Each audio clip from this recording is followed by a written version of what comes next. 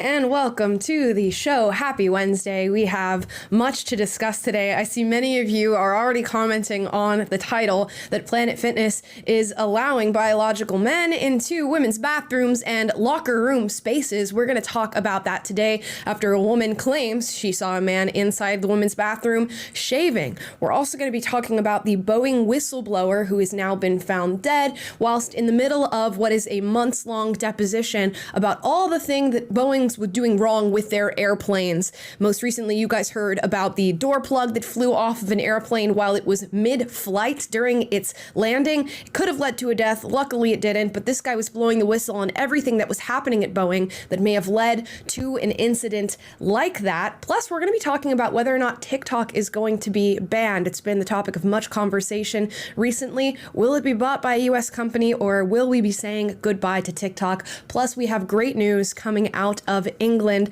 but I will wait to share that with you. As always, we have Taylor in Nashville. Oh, hey, yeah, so much going on, and we're just hardly halfway through the week, but I think it's picture perfect that you've got your big tea mug there because you're about to spill all the tea for all these stories. Yes, guys, the tea is hot, especially when it comes to Planet Fitness. Now, I used to have a Planet Fitness membership. Me and my homegirl back in the day when we were in high school, wake up in the morning, head to the gym, run a mile, put a little workout in, and then we would head to school. My Planet Fitness membership is no longer, and I have a feeling many of yours will be no longer after you hear this story. We all know Planet Fitness is a huge gym corporation here in the United States of America. They have several franchise locations all around the US. Now, a woman decided to hop online and make a video about what she recently experienced at her Planet Fitness gym. Let's take a look. Good day. I just wanted to say I just came out of Planet Fitness And there is a man shaving in a women's bathroom. I realize he wants to be a woman. He gets to be a woman. I love him in Christ. He's a spiritual being having a human experience. He doesn't like his gender, so he wants to be a woman. But I'm not comfortable with him shaving in my bathroom. All right, I just thought I'd say it out loud. First of all, what a boss. She said, I experienced this in my Planet Fitness. I'm going to go outside and make a video about this. And she said, I just want to say it out loud. It's totally fine that this adult man wants to take on and assume another gender, and he wants to change his pronouns, and he wants to go by a woman. The point where I feel uncomfortable and where, you start to encroach in my space a little bit is when you are in the woman's bathroom or locker room at my gym. I am, in fact, not comfortable with that. And I think that's where a lot of people are drawing the line when it comes to this sort of ideology. Yeah, you know what? You're an adult man. You can do whatever it is that you want to do. You can assume whatever identity it is that you want to assume. I'll even use your preferred pronouns if that's what you want me to do. But what I'm not going to allow is you to be in my space, a space that used to be, protected space for women, where we can go to the bathroom, change into our gym clothes. It's a really vulnerable position that you're in as a woman who is in the locker room or a bathroom of a gym. And you all know this. If you guys use your gym memberships and you spend time in the locker room, you have women and young girls in there. They're using the bathroom. They are showering. They are changing. And some women do that right in front of every other woman who is there in the locker room. Now imagine that a biological man gets to now say, I identify as a woman, and enter that space. I have sympathy for those who are experiencing gender dysphoria and want to live the life of a woman, and they feel like going to a woman's bathroom is part of that experience. But I also want to note that more than likely this is a predatory man who just wants to go into a women's bathroom and spend time in there. Now, for what reason? I have no idea. You guys can fill in the blanks on that. Of course, I have some guesses and I could speculate as to why a man would want to do this. But she did post evidence of this encounter. Here's a man, I guess, at the Planet Fitness bathroom. And, this guy is not necessarily dressed as a woman. Of course, he has a towel over him, so I have no idea exactly what he's wearing underneath there. This is a pretty masculine looking individual who was apparently shaving within the bathroom. It's not making sense, guys.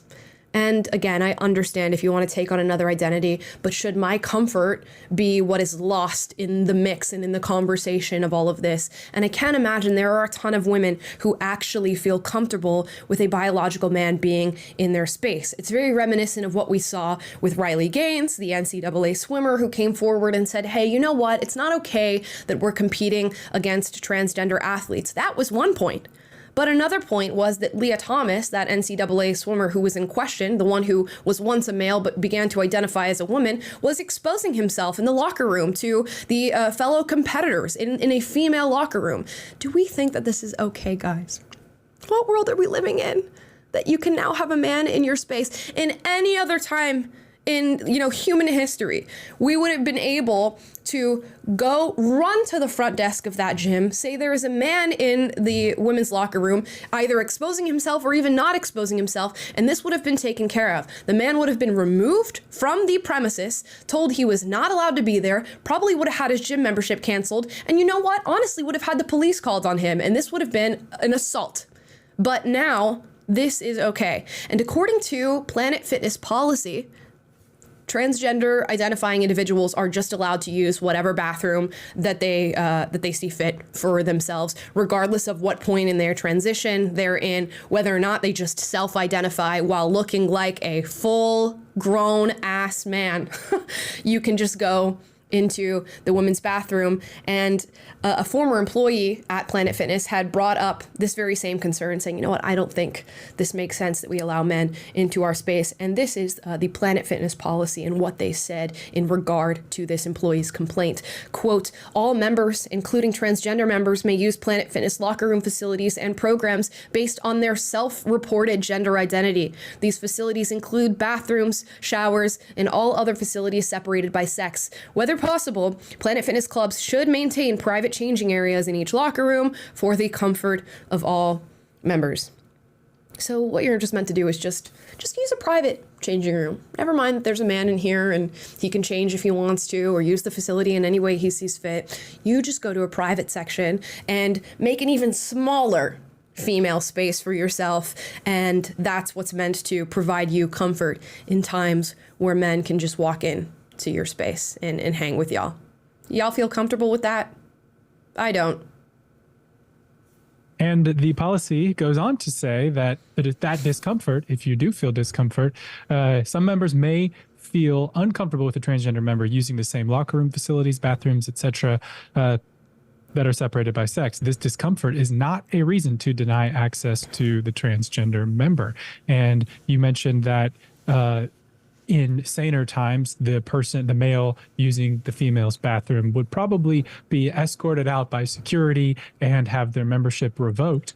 But we came across a story just before going live that in Florida in 2018, Planet Fitness canceled a woman's membership after she complained about a transgender person in the locker room at their facility. So we've completely reversed and flipped the script, and we are living in the upside down when it comes to this issue. Yeah, that's just nuts, dude. Now you get your gym membership canceled for complaining about an issue that for most of time we have all agreed on. And again, this is not a full-on attack on transgender individuals. This is commentary on the fact that predatory men are going to utilize this sort of policy in order to enter female spaces. But of course, I'm not surprised that Planet Fitness is responsible for this. Back in the day when I was a member at Planet Fitness, they would do like donut days and pizza days for if you came to the gym and got your workout in, which obviously makes no sense. They also are, at the forefront of the whole diversity, equity, and inclusion programs when it comes to their company. You'll see here, if you go to the Planet Fitness website,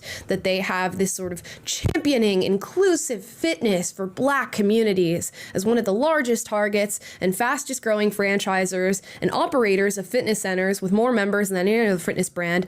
Planet Fitness has the responsibility to advance the health of the communities where we live, work, and work out. Driven by the mission to enhance people's lives and create a healthier world, we are committed to providing accessible and inclusive fitness spaces that allow members of all races, backgrounds, and ethnicities to feel like they belong. Now, I've never encountered a gym where I felt like I didn't belong as a Black person, or I felt like I wasn't invited as somebody who's biracial or a woman or whatever the case may be. So I don't understand what this initiative towards inclusivity in the gym is even about, but they've partnered with this organization called BLK Health, Black Health. And if you go to this page's website, this organization's website, it's just a little nutty. They're talking about racism being a public health crisis, and their stats for substantiating that are things along the line of the rate of new HIV infections among Black women is 13 times that of white women. How is that racist? It's just a fact. I don't know how that can be, utilized as some sort of evidence towards a racist healthcare system that we're experiencing. They go on to say Black Americans are infected with COVID-19 at nearly 3 times the rate of white Americans, and Black Americans are twice as likely to die from the virus. They give other stats about colorectal cancer and all these different things, and talks about how we need to create a space for critical conversations about race, health, and finding new ways forward.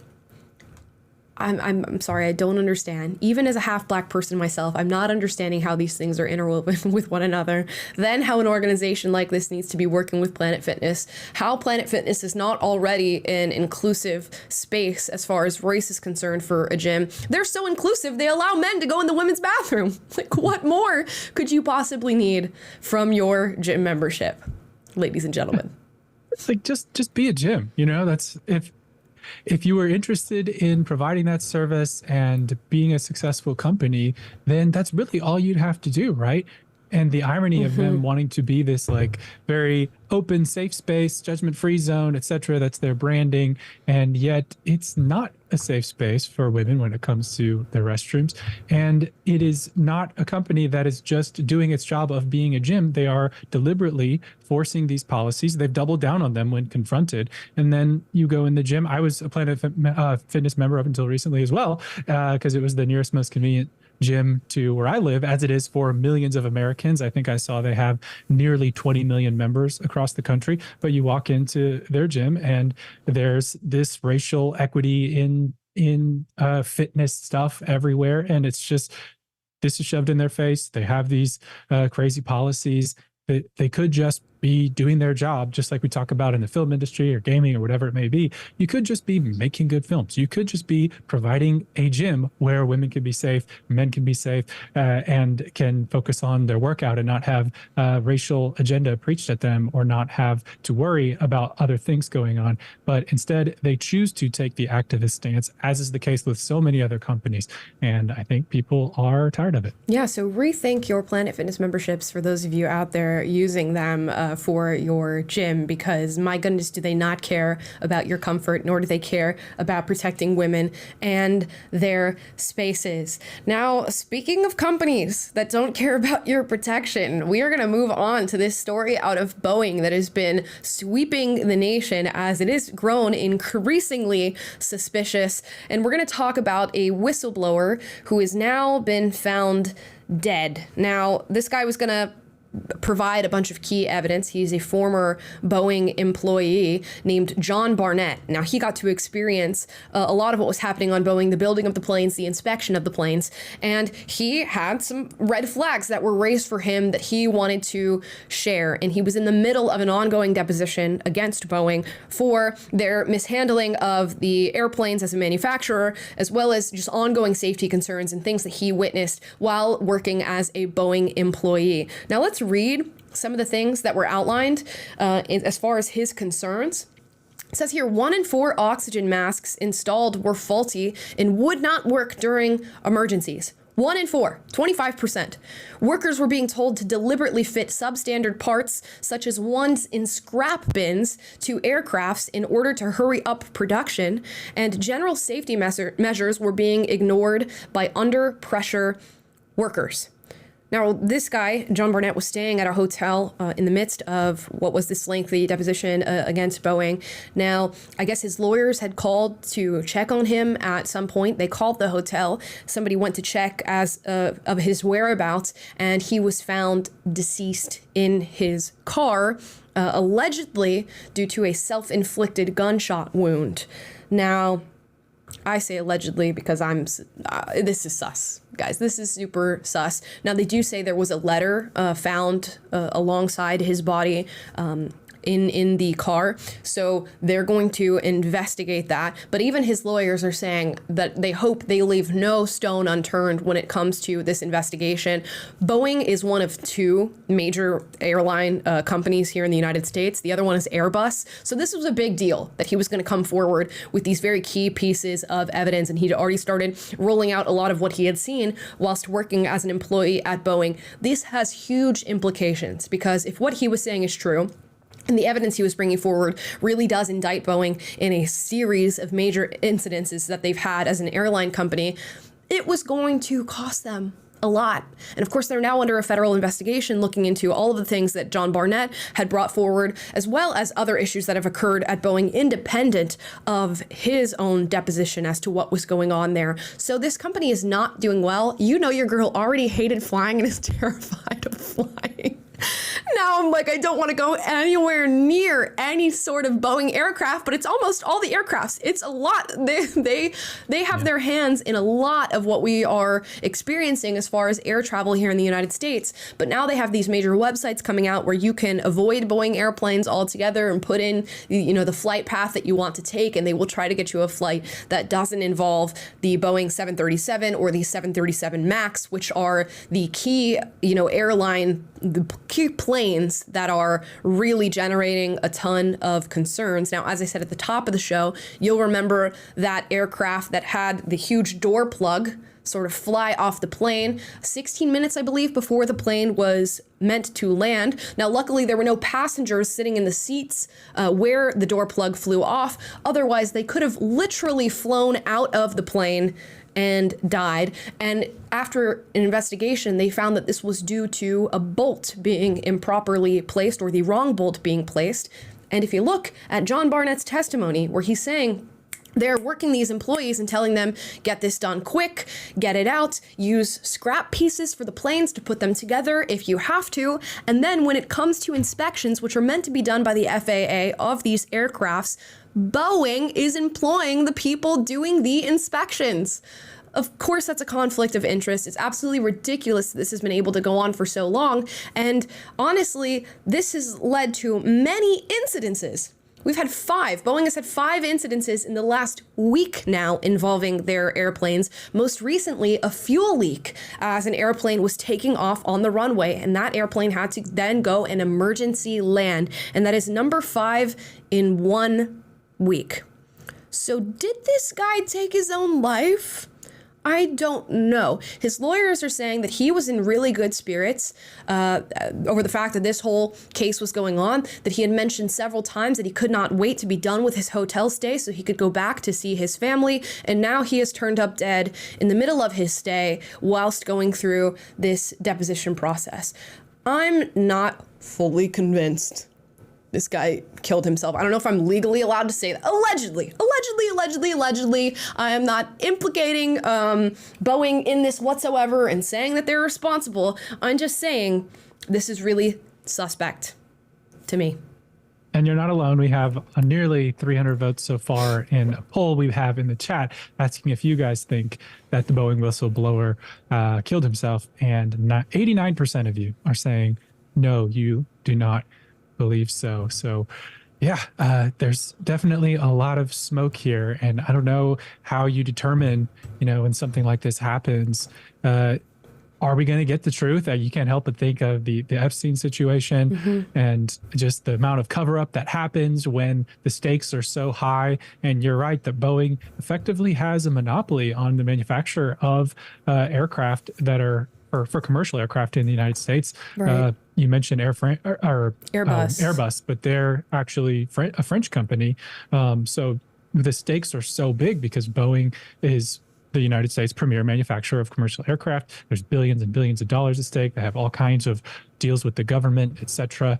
And this guy was standing against that massive machine. And a lot of people, a lot of powerful entities stood to lose a lot for if this truth was to come out, or if what this man was alleging were to be proven, then there would be a lot of losses and a lot of scrutiny and a lot of hell to pay on the part of the company. So you can see where there's incentives. It's you have to be willfully, optimistic of the fact that they wouldn't do this, but then, like you said, the lawyers are saying you want to see his family, all this kind of stuff. So, man, this is just so suspect. The timing of it, anytime. This is like the plot of a movie, when there's a person who's going to rat out the mob or whatever, and then they kill themselves. It's you literally couldn't write it anymore to generate any more skepticism than one has to feel when seeing this story. Right. This is not feeling okay, guys. This is not feeling normal. As I said, I was already scared of flying. Now I don't want to go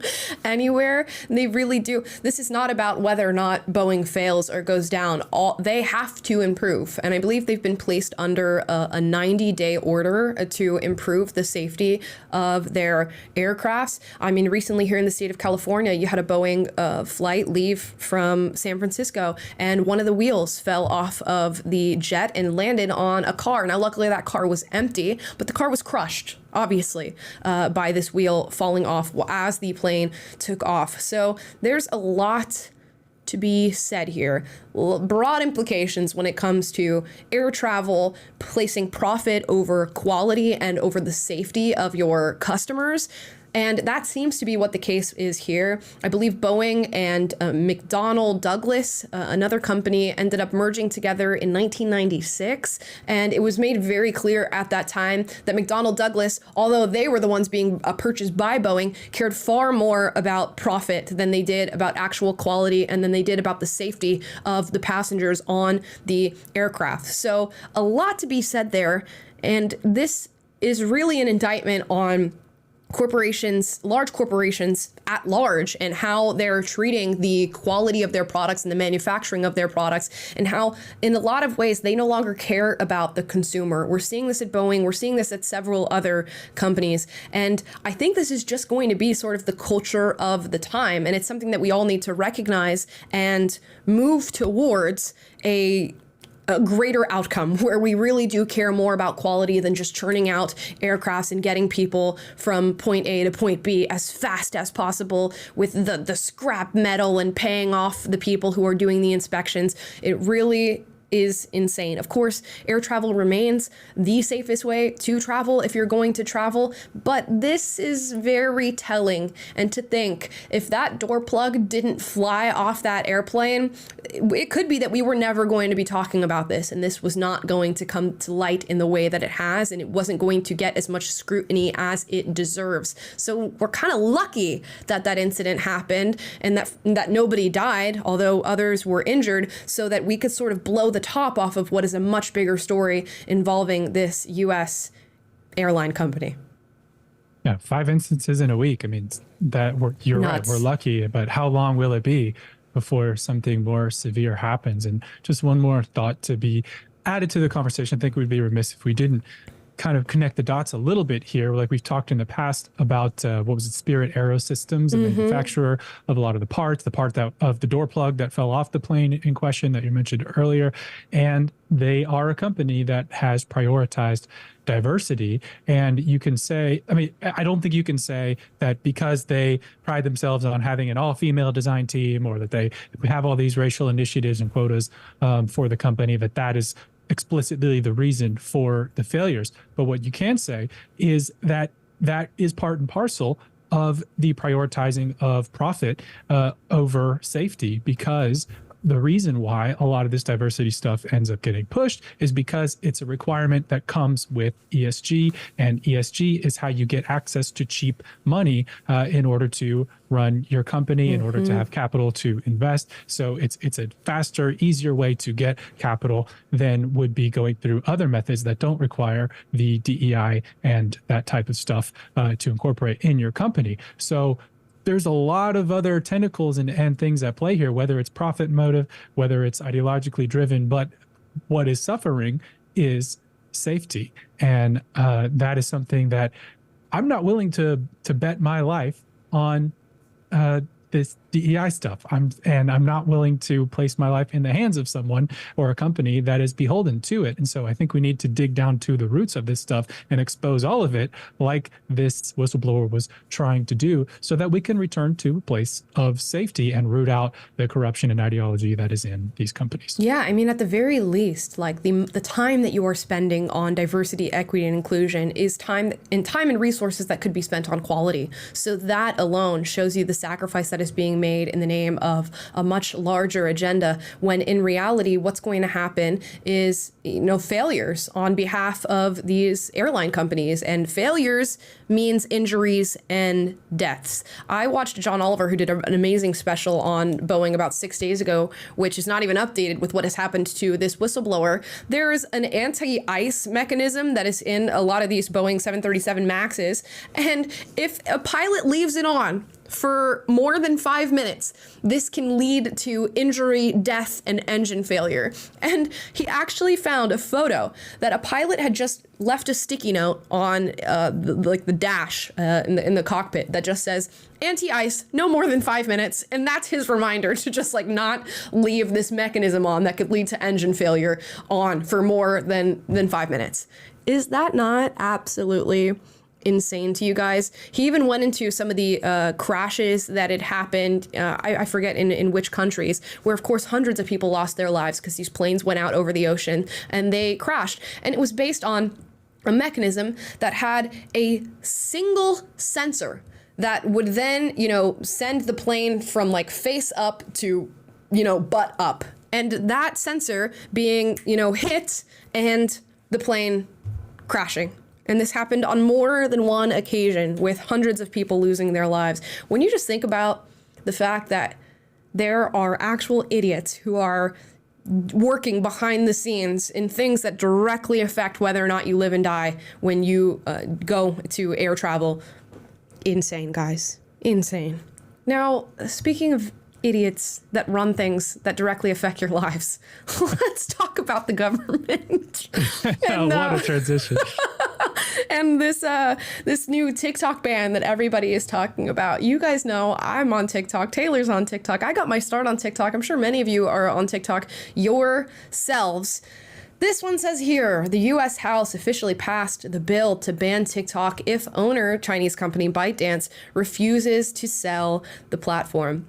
Now, the House went through, they passed this, of course. Biden is also in support of this bill, and it essentially says, hey, guys, you're going to sell your Chinese company to somebody in the U.S. Somebody who's got to buy it here in the U.S., or else we will refuse to platform you.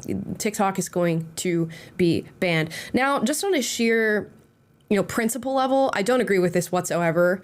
Now, I'll get into my thoughts on the CCP and China and all of that. But think about the precedent that this sets, that a U.S. company can just essentially force another company to sell to them and say, you know what, do it or else we are going to ban your company, a company that U.S. citizens find value in and want to engage with and want to have as an app on their phones. I think that sets not a great precedent. And I actually saw this tweet earlier from Rand Paul that really opened up the picture for me personally. And he says, my statement on the House TikTok ban. The passage of the House TikTok ban is not just a misguided overreach. It's a draconian measure that stifles free expression, tramples constitutional rights, and disrupts the economic pursuits of millions of Americans. With an iron fist, Congress dictated an unrealistic and narrow path for divestment, effectively banning TikTok and ignoring its substantial investments in data security. This act is not securing our nation. It's a disturbing gift of unprecedented authority to President Biden and the surveillance state that threatens the very core of American digital innovation and free expression. Now, there's a lot to think about when you think about TikToks. I know a lot of people sort of relegate this app to being this sort of ditzy CCP run app that you put on your phone that steals all your time. You doom scroll on it, and trust me, it has a lot of cons, this app. But I cannot give you a number as to how many Americans have now found employment because of TikTok, have now launched small businesses because of TikTok, who have now become independent journalists because of TikTok. And when you think about the media's stronghold on the American mind, American expression, and what you hear as far as news and media is concerned, TikTok flies in the face of that. You can find a lot of dissident opinions on TikTok, a lot of dissident reporting on TikTok, a lot of primary sources on TikTok where you can't find them in your general legacy or mainstream media. And I think there's a lot of people in our government who are concerned about that and who want total control of that. And by selling TikTok to a U.S. company, yes, they gain a little bit of security when we talk about the threat that the CCP has towards the United States, but also they gain a lot of control over what you can now see as a user of TikTok. And I think they've been very uncomfortable with the information that's been able to be disseminated on TikTok as a platform as it stands now.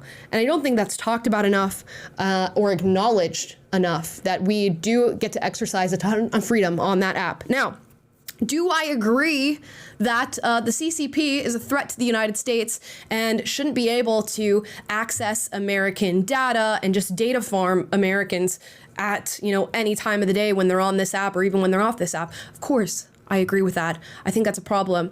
Now, can we try to work on data security in the meantime rather than trying to force the hand of a company to sell to the U.S. while threatening a ban on them? I think so. I would hope so. And what really generates concern for me is I don't think half of our representatives that are meant to be representing us on this issue even understand how to use an iPhone, let alone log on to TikTok, utilize the app, or have any idea about what the app does or what it is meant for. And they're the ones who are arguing apparently on our behalfs as to whether or not this company is bought out and as to whether or not they ban it. Now, here's a little clip. I mean, it's sort of ridiculous. Here's Nancy Pelosi talking about TikTok and how this is a win if we can have this app bought out by the U.S. This is not an attempt to ban TikTok. It's an attempt to make TikTok better. Tic-tac-toe, a winner. She doesn't know what the hell she's talking about. And if you watched as the CEO of TikTok was questioned when he came and sat before our representatives, you would know they have no idea what they're talking about. They have no idea how the app works, what it's for, what sort of information is being spread on it. All I think they know is that they want control over the information that is being spread on there. And even more so than that, where they're accusing the CCP of stealing our data and spying on Americans, they want to be able to be the ones to do that. So you're just picking which, overseer you like better, essentially, is what's happening here. Do you prefer the CCP do that? Do you prefer that the United States do that? Now, the CEO claims, who knows, that he's willing to work with the U.S. in order to make them feel safe when it comes to their data and their data security. Who knows what's true and what's false on that? All I know is we're just picking one overseer over the other at this point, and they have a lot to gain by banning TikTok or getting it owned by a U.S. company. We just have to think about whether or not we think it's cool that they can force the hand of a company to sell to the U.S. I don't think that's cool, personally. I think that is the central question. It's not necessarily a referendum on whether or not you like TikTok or think it's good or bad for America. It's really a question of, does the Chinese ownership, the CCP's power that it exerts over TikTok and its authority over TikTok, because it is a Chinese company. There's a CCP member with a board seat on the board of TikTok. Chinese law dictates that the company has to give data to China just by virtue of it being owned by them. Does that constitute grounds for not allowing the app to operate in the U.S. unless China divests itself of its interest in the app? Mm-hmm. And I'm more amenable to this than you are, I think. But the devil's in the details on how you define the scope of what you're doing.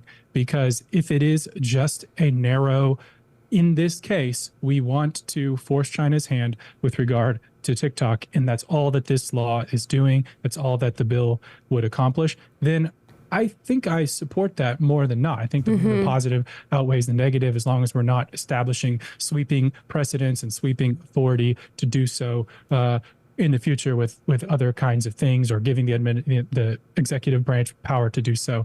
I heard about an example from Noah Rothman of National Review, where he said that Grindr, the gay dating app, was owned by a Beijing-based firm that had access to people's private messages, including their personal health data as to whether they had HIV, etc. And that information could be used to blackmail its users. And so on those grounds, the government, a congressional committee, compelled the firm that owned Grindr to divest of it. And that was the end of that situation. It happened, and now Grindr's data is presumably safe or safer than it was in the hands of the Beijing-based firm that was at the time operating it. And I think that was a positive development. And so I think if we could do the same thing and accomplish the same thing with TikTok, that would be something that I think I would support. But I agree with you that we have to have a lot of skepticism here. Mm-hmm. And it's something that we tread softly with, but it's tough because it gets convoluted, and you get into the language of the bill, you get into the different arguments on each side, and it gets less cut and dry as to what's actually being done. But that's as best as I can say. I do support the measure, but I'm very cautious with saying that, because there's a slippery slope. Yeah, 100%. I'm all for getting the CCP out of anything to do with the United States. Let me make that very clear. I'm all for taking every single job we've sent over there, every single bit of data we sent over there, every single bit of app that they're, receiving our data off of. I'm all for getting rid of that. What I'm worried about is, what do they call it? The pork that is so often attached to these bills that has either A, nothing to do with what they're talking about or what they're trying to pass, or B, something very much to do with it, but it's something now that they get to take control over, and it's going to negatively impact us. I'm always going to be considerably concerned about that, because I think very rarely do they, put forth a bill that is just what they're saying it is on its face. And if they get the chance to control an app like TikTok, which has billions of users and so much information, they will do exactly that. You know, where you can go to certain platforms like Instagram and Facebook to get a so tell of what's going on in the world.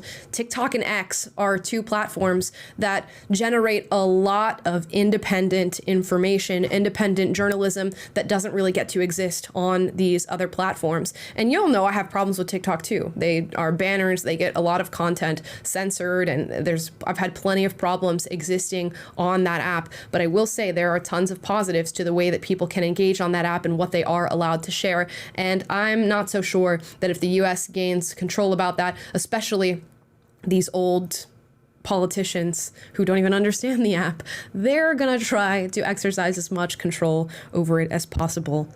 I theorize, okay? That's just me speculating as to what they're going to do. So we'll see what happens. I don't know. Many people are saying, oh, they're just gonna sell. They're gonna find somebody. And they're going to make this sale. Of course, everybody on TikTok is freaking out over whether or not a ban is going to happen and where they're going to go when one does. But I have no idea which way or which direction this is going to go in. And just what thought there too is like, if this does pass and TikTok or ByteDance, the parent company of TikTok, which has the control, is controlled in part by the CCP, if they are forced into either sell this, divest this, or it gets shut down in this country. If they'd rather scuttle the entire platform than sell it, that kind of tells you something about their motives and what their interests and who they're beholden to. So that'll be really interesting to see. I think it would be crazy and irrational not to sell it. The only reason that you would not sell it is because you are using this as a weapon and you just want to punish the US for not allowing you to have that interest here. That would really be the only reason. So because there's billions and billions and billions of dollars to be made, presumably, if they sold this to a U.S. owned, or I believe the language is a foreign adversary. So as long as they don't sell it to an Iran-backed company or a Russia-backed company, but it is a company that's based in the UK or the US or whatever, and then they can do it. But yeah, I think it'll be really telling to see how they respond to that if this does indeed pass. Yeah, I'm trying to think, like, what is the reason you would have for not wanting to sell to a U.S. company? The only thing I can think of is that if they have, TikTok seems to have a really unique algorithm as far as social media goes, and maybe the software, stuff that they're doing on the back end, they don't want that intellectual property to be sold off to a U.S. company for them to be able to utilize. That's the only thing I can think of as to why you wouldn't want somebody else to have their hands on it, but I don't know how much of that ByteDance actually owns or actually has their hands on. So yeah, it will be interesting to see what happens here. And if a US company does buy TikTok, I will be very curious to see what changes end up happening on the platform and if there is a difference as far as what you are and are not able to talk about and how that sort of structural change comes about, if any structural change comes about. I think it will. I think it will. Like, just imagine Meta goes and buys the US version of TikTok. Done for. It's not going to be usable. It's not going to be worth using anymore if somebody like Zuckerberg gets his hands on what ByteDance has in TikTok US. Mind you, this is only about TikTok US. So TikTok has divisions for each country that the app operates in. This is only about the sale of TikTok US. So we shall see what happens. Now, in the midst of all this crazy news, we do have some good news, and it's good news out of England that we're going to talk about to close the show. Here's a clip from Sky News. Let's just bring you a bit of breaking news, which may be of interest to some of you. It's about puberty blockers. Now, these are drugs that are used to delay the changes of puberty in transgender youngsters. In terms of how they are prescribed by the NHS, there has been a lot of controversy over the last few years about this. At the moment, they are only prescribed to children attending gender identity services as part of clinical research, and they are not routinely offered to children at gender identity clinics, but they are still offered. Well, the government, NHS England, has just confirmed that children will no longer be prescribed puberty blockers at gender identity clinics. This is coming from NHS England. It just broke in the last few moments. Woo! Okay, round of applause. Wow. Somebody has done something right. Puberty blockers will no longer be administered to children at gender clinics in the UK. Wonderful, wonderful news. Now they're joining now a list of other countries who have made similar moves as far as allowing minors to be able to receive what they call gender affirming care, but what is actually just medical sex reassignment or steps in medical sex reassignment surgery. This would be Finland, Sweden, Germany, and now England have basically unanimously agreed that at least some portion of this treatment should not be administered to minors. I can't believe it's taken us this long to get here. We are still not here in the United States of America, and the US needs to be taking notes from these countries in Europe that are choosing to make this decision and to say children are no longer going to be allowed to undergo puberty blocking treatment. There are so many reasons why this is the case. Puberty is a natural phenomenon that we are all meant to go through in our own natural way. And to block that, although they'll say in the US, doesn't have any problems, it has many, guys. Just think about the fact that every single human being goes through puberty, and think about stalling that out for somebody, how that would affect their growth and development. And while they will sell to you that there are no long-term ramifications and that it's reversible, you can just go back on puberty at any time, we know that is not the case. So it's very interesting to watch that as England makes this choice and joins other countries who have done the same. And I cannot wait for the US of A to do exactly that. It will be a big win once we've followed in the footsteps of the UK, actually, for once. Yeah, it's nice to see that they're ahead of us. And I did see some backlash on this, that, you're hearing the chorus of they're going to force millions of kids to go through puberty against their will. And that is, to me, the craziest argument, because you could literally say, like, I'm being forced to grow to my natural height against my will. Should I be taking a pill that makes my hair fall out if I feel like I'm not meant to have hair? And like, it's just the dumbest argument for why that puberty is a natural phenomenon that occurs for every human being that comes into adulthood. That blocking that is necessary in any way, or somehow it's immoral to deprive people of the ability to block that. Just craziness. And this is great news, and it's coming off the heels of the WPAF files that we saw last week, where the primary organization that's responsible for advocating for policies like puberty blockers and such has been exposed as having a lot of pseudoscientific practices and a lot of medical malpractice, highly questionable ethics in their recommendations, and how they're doing research and how they're putting together what they're recommending to the American Medical Association, to a lot of entities around the world, on how transgender patients should be treated with gender affirming care, and all that is being turned on its head and exposed.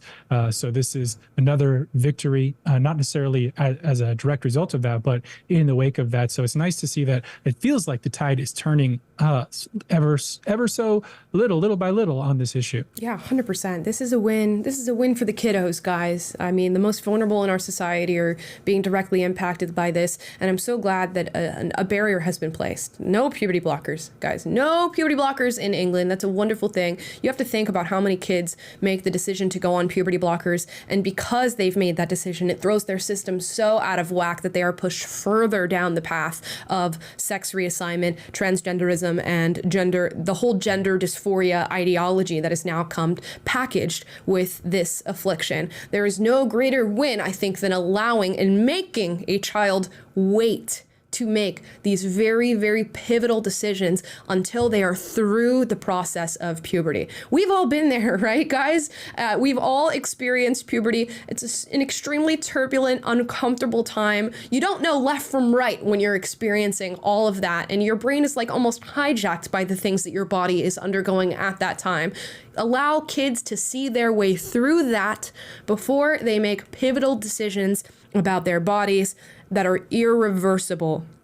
Not to say that, puberty blockers are irreversible, but this is a major, major win. Allow them to go through this time that's uncomfortable for everybody. We all go through this discomfort. And when we get out on the other end, we go, whew, I'm so glad that's over. And hopefully we feel a little bit more in tune with our mind and our bodies. I can't think of a time where you would feel more of a disconnect between your mind and body, where you could be more convinced that you are gender dysphoric than in the midst of puberty. So to block that and to not allow people to go through this process is just heinous. It's a crime against children, and hopefully a crime that will no longer be done in England. And on to the US next. So guys, that's it. We're going to get into your super chats, hear from you guys on today's issues.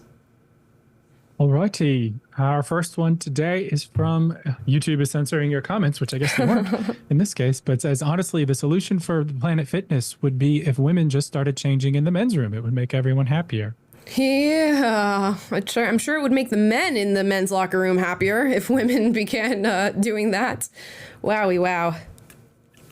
Yikes. Oh, we just got. Dude says, I got to interrupt you. We got a $100 super chat from Jessica B, who says, "Hi, Amala. I've noticed in the past few months I've been getting addressed by employees at stores as they, them. As a very normal-looking biological woman, this makes me so uncomfortable. What can I do to correct this without looking like a Karen or an 'it's ma'am'?" You know what? I don't know. I think in that case would just go about my day. I can't imagine letting a single encounter with somebody really take on too much headspace in my brain, even if it is that they are driven by this sort of out there ideology that's making them refer to people as they or them. I try to keep as much of that out of my daily headspace as possible. I think, very rarely am I going to see this person again, let alone have much of an impact on their way of thinking in this one encounter over pronouns in a store. So I'm not going to allow that to affect my positive outlook on life, the way my day goes, the way I'm feeling mentally, and I'm just going to go about my business and allow them to refer to people as they or them. At worst, they're trying to push their ideology a little bit on you. At, least they are maybe just using words incorrectly. Yeah, don't be like the TikToker who goes into restaurants and waits to be misgendered. It's like he's going through stores and waiting for someone to call you they. Yeah, but no, exactly. I think, I don't know. I'd be curious too if you're feeling particularly spicy or something and you want to push back. I wouldn't see anything wrong with you can call me, my name's Jessica. You can call me. I'm a woman. You can call me sure by she, her. Oops, but I agree with Amala that it's probably not going to get you very far. So if you feel like it's a matter on principle, you need to stand up for yourself. I don't see a problem with it as long as you're kind and, gracious. But largely, I'd say probably don't let it affect you. 100%. Satma Dude says, as a male gym goer, I would never use the female bathroom. No urinals and only stalls where a bunch of sweaty women place their used feminine hygiene products and panties. No freaking thank you. See, we have different spaces for reasons. Women are around women and men are around men. We have very different needs. And I would never want to go into a men's bathroom because they're disgusting. I can't even get within like 5 feet of a man's bathroom without the smell knocking me out in the first place. I prefer what is typically a very cleanly women's locker room over a man's any day. And these are just our gender differences, I think. Yeah.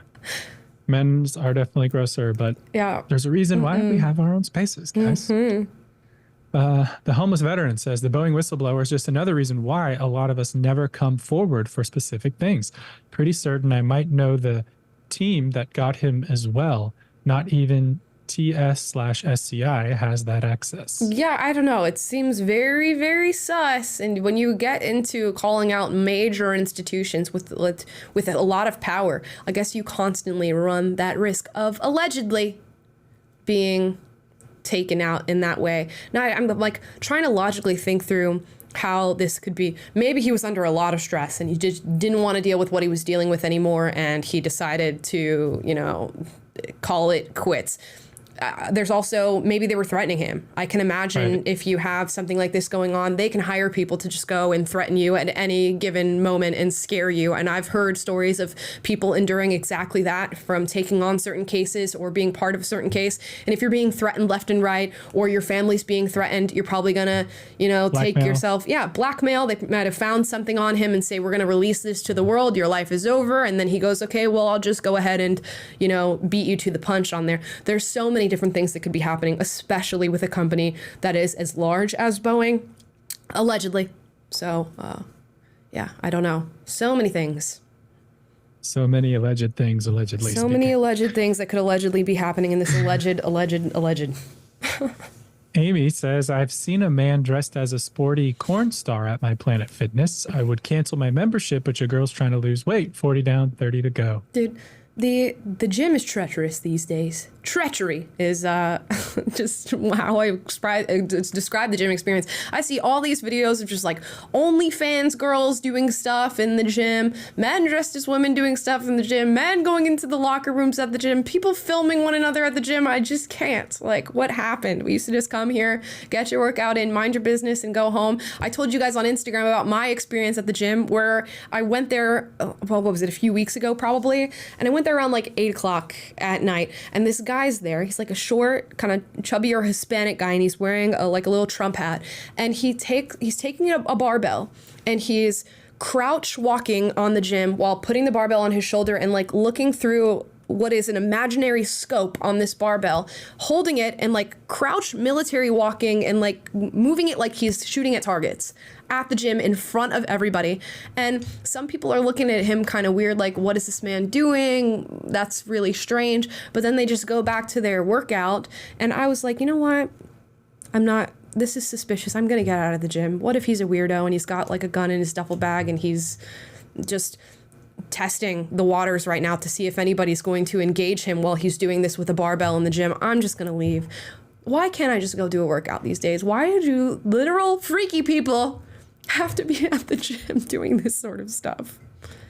Yeah, I mean, this is where like norms are good, man, and people love to be so open-minded and affirming, and we want to let people express themselves. Everyone express themselves, but there's something to be said for like, if you're at a gym that took stuff seriously and was like, we don't allow that kind of weird stuff here, right. Like, sorry, we want to protect this space for the 99% of people who don't want to see that kind of stuff. And there can be other gyms where anything goes, but like I feel like we have too low of standards sometimes for just like common normal behavior. But it can sound like such a Karen when you say that, but it's just true. You're like, what am I going to do? I'm just going to go to the front desk and be like, hey, that guy's doing something weird. Can you do something about the guy who's doing something weird in a gym in LA? Like, hell no, nobody's going to do a thing. I'm just like, You know what?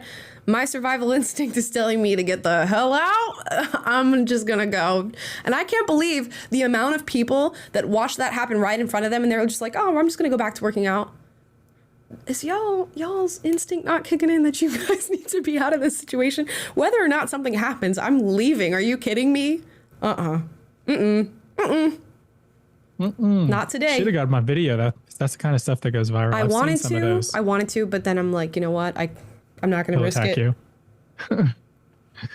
Oh dear. Okay. Let's see. Roga says, hey, Amala and Taylor, at work and risking a write-up to listen to you guys. It helps the 10 hours go by. And PF sucks. Just got kicked out for a gallon bottle. Oh, no. Yeah, I do hear they have some sort of like weird rules at Planet Fitness where you just get kicked out for just like random things. And it just doesn't sound like that great of a gym. Yeah, because they're trying to avoid the like lifting bro stereotype. So you can't bring like a gallon water jug and carry that around with you. You can't have a gym bag and put it on the floor. You can't use chalk. You can't do a lot of those certain things. Then they have a thing called a lunk alarm, which is like a siren on the wall where if you slam your weights or you're being too like grunting and stuff like that, they'll set off the siren. That's only happened like once when I went there, but it's the thing, man, which I get in part that you're trying to create like a non-stereotypical gym space so people feel more comfortable to work out, but the other stuff is just crazy. Yeah, it is. Let's see. Layla Silva says whistleblowers being murdered. Transgender men having more rights than actual women. Misgendering being considered a hate crime. All the chaos and corruption happening in this world right now. How can we maintain happiness? It's a choice. I think largely, people hate to say it when people say that, but I think largely it's like a choice. It's a mindset that you have to have in regard to life when crazy things are happening, because it is just part of life. If it wasn't these issues, there'd be other ones. And you can choose to like focus on them and dwell and have them negatively impact you, or you can sort of analyze them and go on about your day. And I hope to choose the latter, although sometimes I do choose the former, and you get the best of yourself sometimes, but you got to choose positivity. Mm-hmm. And take the wins where we get them. We ended the show on a good note today. Yep. That's great. And, you know, we're living in the time that we're living in. There's nothing that can be done about it, but we can do what we can to understand and fight back as well as we can within our personal lives, and, you know, take solace in that, and hopefully also disconnect a little bit and get meaning out of your real life and real relationships. Yep. Read a good book and appreciate just being alive. That helps a lot as well. Let's see. Taylor Fan Club says, Planet Fitness does suck. You can use Gold's Gym, but they have their own problem. If you know, you know. Yeah, I'm sure every gym has their own little issues. I don't know about Gold's. I do not have a membership. I don't know what at the Gold's. problem is. So. I won't say where I have a membership, but it's, you know, standard gym. It's like $30 a month or something like that. Yeah. Madeline Glidewell says, I go to a women-only gym. I said to my husband this morning that it's only a matter of time before a self-proclaimed woman shows up, that at least when it happens, maybe I could be on Amala's show. Yeah, there you go. We'll interview you. Yeah, no, I think that's great. I think it's a great idea of women's only gym, just to have a little separate space. I always get uncomfortable just being in the gym because I'm like, working out is kind of like a vulnerable thing. You're learning new things. You're trying new things. I don't like doing that in front of people, period. So yeah, maybe I should look for a women's only gym. And my new gym has a women's room. So it's like the general gym floor, and then there's a room with a bunch of stuff that I guess women use more that's in there. And yeah, that's cool. my wife likes using that. Let's see. Diva Dawn says, what is it about these libs boosting up this administration? Why do they want the government to have so much control over them?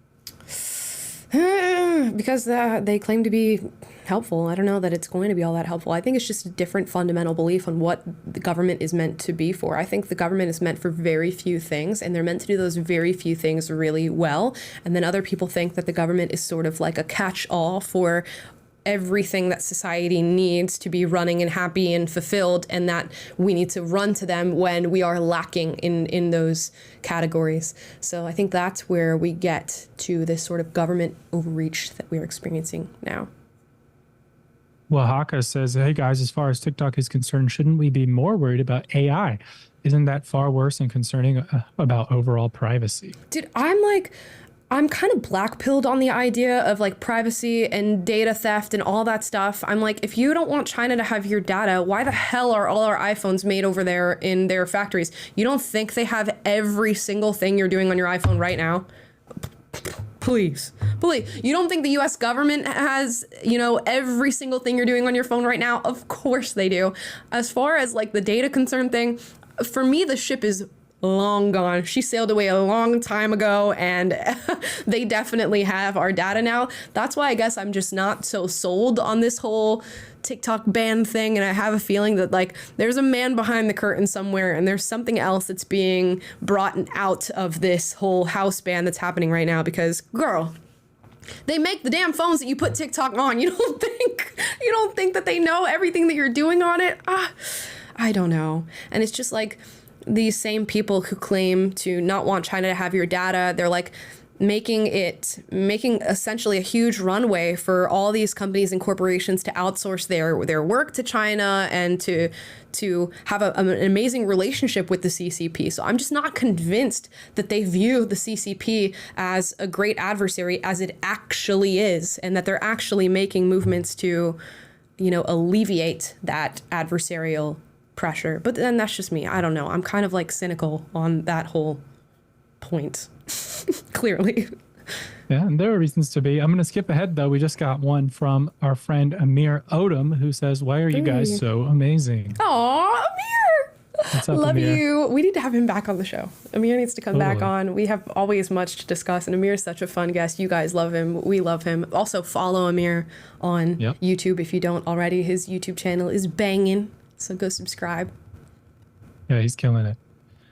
Thanks for stopping by, Yeah. Amir. Let's see. The homeless veteran says TikTok being forced in the hands of a selected American interest, i.e., government/corpo entity, is not the victory everyone thinks. It's precedent to take social media enterprises control from owners, government power increase. Yep. Because I'm thinking, okay, if they can force the hand of a sale and have ByteDance do that whole thing, don't they have to be the ones who approve the sale of like who exactly it goes to? So aren't they going to put themselves in the best position to have a great relationship with whoever TikTok US is sold to? And what is that relationship going to involve? Also, which politicians are the ones who get to like have the inner conversations about where this goes and what that pass looks like? To me, it just seems like who's your lesser of the two evils on this whole move. Now, I don't know. It could be just a clean cut, angelic. They're just little angels. They just want to do something good for American citizens, and they really just want what's best for you. Or it could be that they're gonna get a lot of great things in the wake of all this. I wouldn't be surprised if there's some way to like insider trade on this sale. They're probably doing that right now as we speak. Yeah, I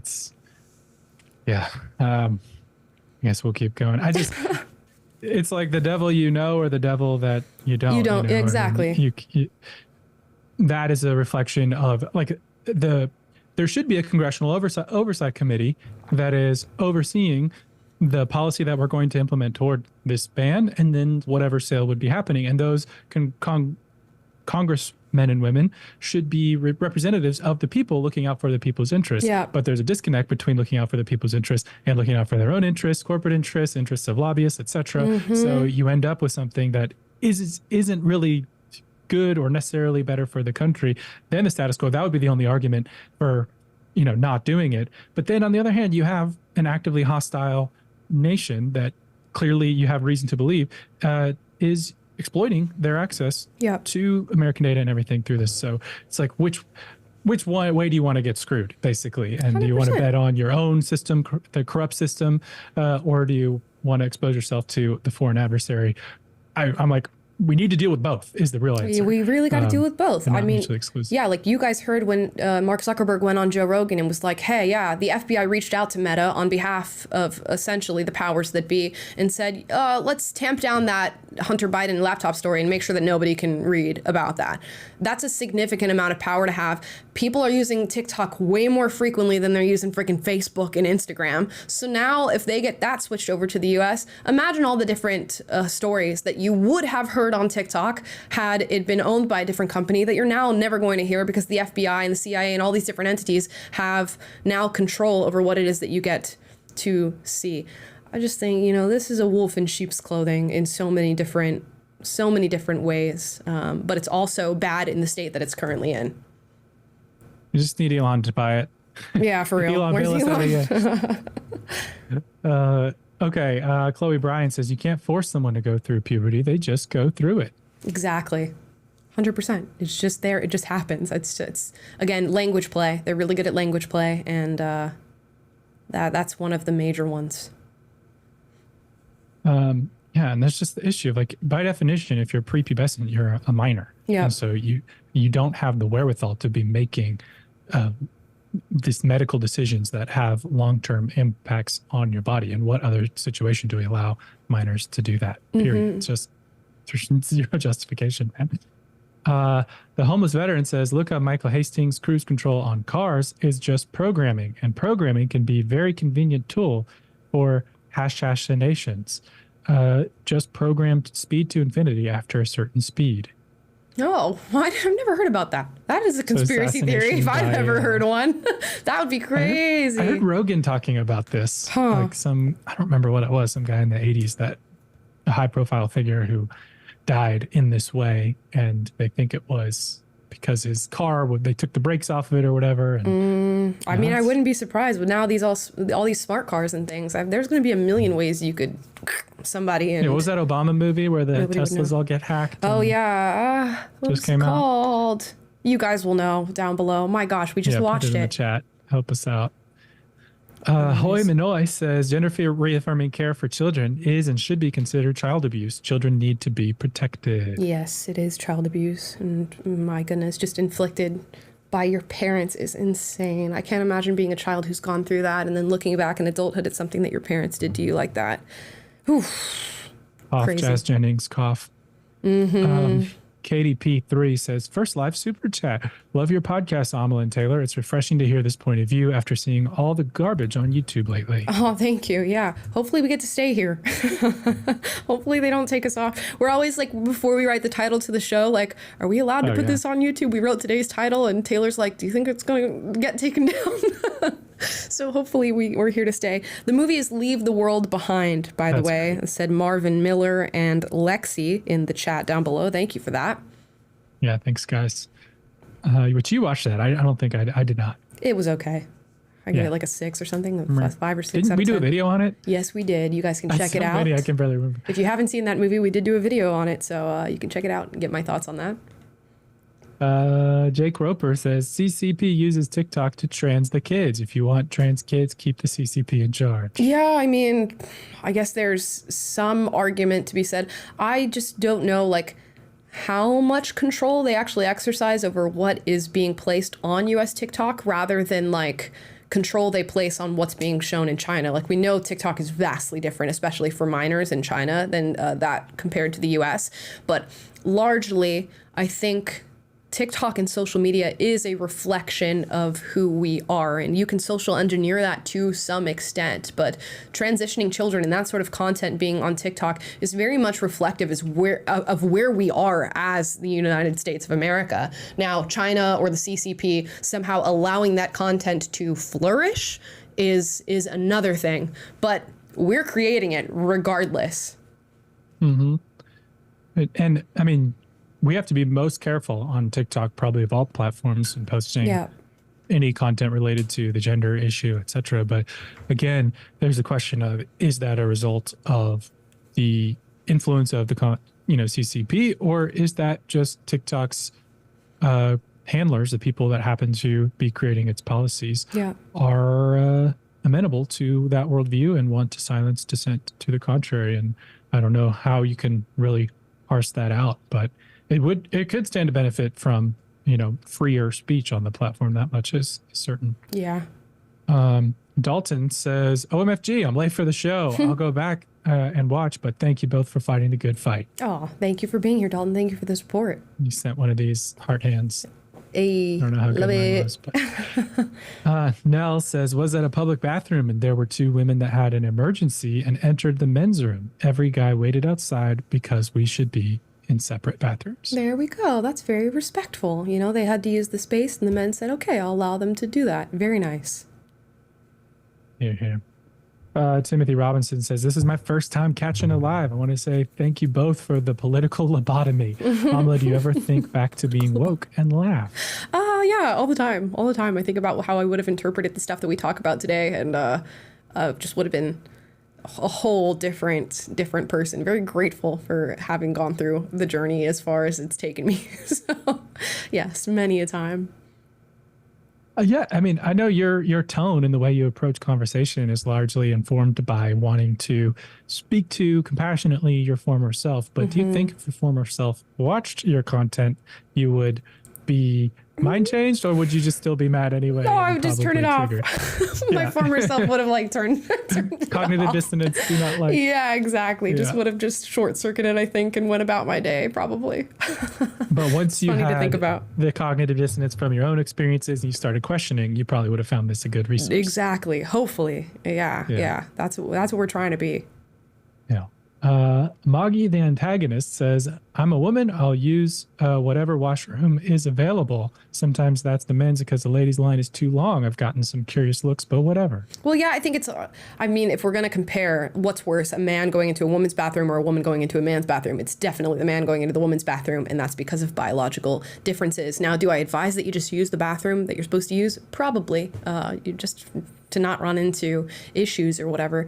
But yeah, it's definitely way worse in the other direction than a woman. Like, what is a woman going to do to a man in the bathroom? It's just, ill-advised, probably. Yeah, and then there's also the difference of you're choosing to take that risk for yourself and enter the male space, whereas when a country has laws or a business has policies that say that we will make the women's space available to biological males, the women have no say in that matter, and the risk is being they are taking that risk, but not by their own choice. Their consent has been violated in that, and that's what the problem is. 100%. Yeah. Sam Reed says, you two are like a glass of cold water in the desert. I always tune in when I'm working. Electrical apprentice in NorCal. Oh, very cool. By the way, you're so good looking. OMG. And and Amala, you're cute too. Love that. Taylor's getting his appreciation in the chat. People are still talking about the beard, Taylor. Are they fans? I don't know. I saw someone today saying, when's he going to shave it? Someone else said I need to color it the same color as my hair. Wow. See, we're reading your comments, guys. Don't think we're not reading your normal comments down below. We're seeing them. A lot of them. You remember at first when I started growing it, I'm like, I think it might just be blonde. I'm not sure if it's gray. And I'm like, yeah, it's definitely now you gray. get it out, yeah. Silver fox. It's good. It's good. It's natural. It's natural. I didn't block it. Celtic Blacksmith says, my gym is a collection of Facebook market equipment in my basement, and it smells like leather and wood because I also have a workshop down there. There you go. Very nice. If you can get it done at home, get it done at home. Love that for you. And I think that was our last super chat of the day. Okay. So thank you guys. Thank you guys. We're going to close out the show. Thank you so much for watching. Guys, if you had any thoughts on the different stories we covered today, drop them in the comments down below after the show. I'd love to hear from you guys. As always, if you disagree with me, duke it out, but do so respectfully. And if you like this video, like, subscribe, click the notification bell to be notified every single time we're live. Monday, Wednesday, Friday, 1 p.m. Pacific, 3 p.m. Central, 4 p.m. Eastern. We got another super chat from Silas Sues, who says, what do you think about the woke difference between America and Europe? And which kind of tea is that? Tea? I think you guys mean tea. This is calming chamomile, guys. I need to start shouting out the different teas I drink every episode. This is chamomile.